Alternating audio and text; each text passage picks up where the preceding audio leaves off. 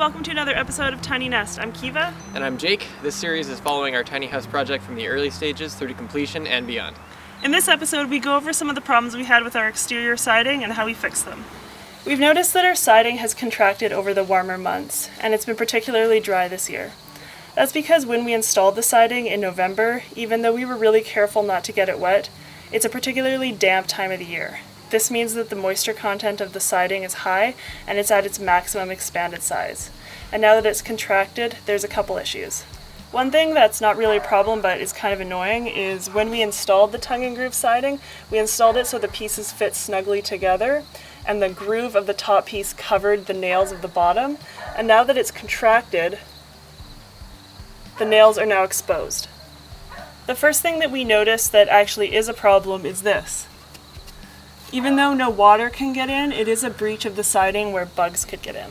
This has happened because this is one of the pieces where we had to cut the back edge of the groove off, and now that it's contracted, it's moved like this. There's a couple spots that have suffered from this type of contraction. In many places, the contracting wood has actually stretched the caulking, and this is the good caulking, so we're going to have to go around and re-caulk the entire house.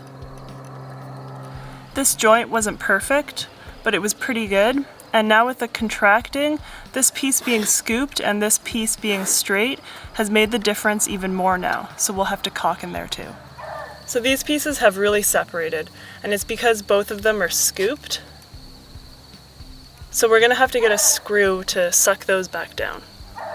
This top piece here was just glued down, and as you can see, it's actually popped off the tongue. So we're gonna have to get a screw and screw that back down. All of our problems are exaggerated by the fact that almost all of our siding was scooped.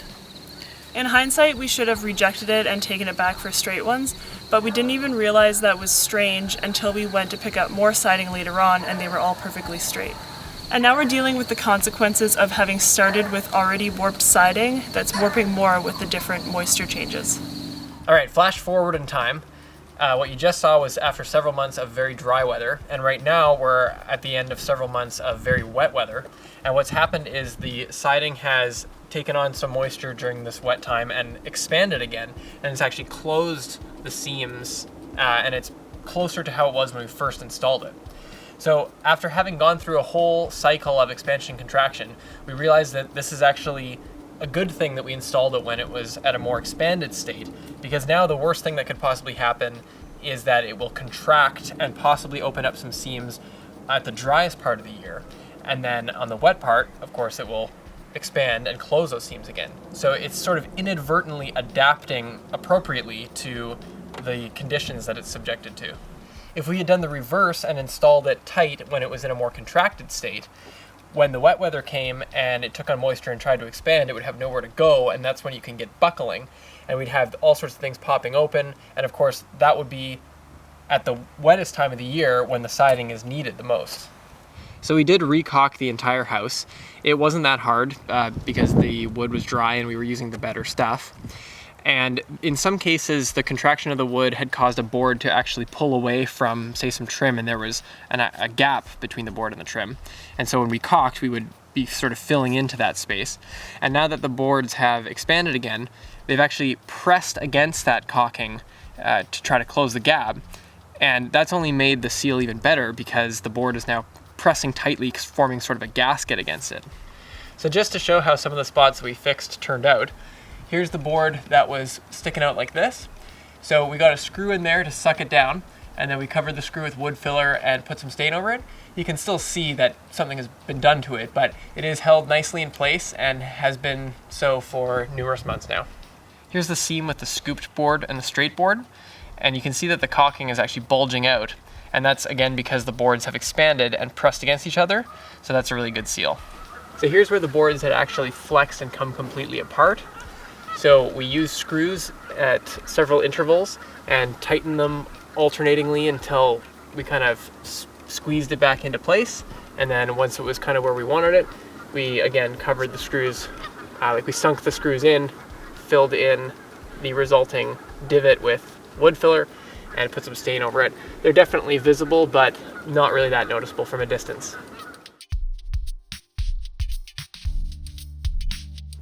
While we were focusing on exterior maintenance, we took the opportunity to improve the awning a little bit. It had begun to sag quite a bit.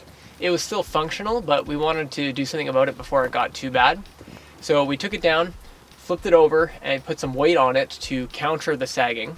And then while it was held in that position, we installed 2 new aluminum angle iron pieces on the underside here, and that will help reduce the total amount that it could possibly flex. There's still a bit of a sag and quite a big dip in the center, and the top has gotten quite dirty, which we'll have to clean up, but it's still working perfectly fine. I should also mention that when we had it down to install the angle iron, we took the opportunity to re-caulk the top surface, and then after doing all this work and putting it back up, the first time it rained, it actually leaked through some of the seams, and we were like, oh, what a waste of time. But as it turns out, just like all the rest of the siding, the boards expanded and they pressed those seams together and sealed it off, and it's been working great ever since. If you want to see some of our previous videos, click on the preview tiles, and subscribe if you want to follow our progress. You can also visit our website here.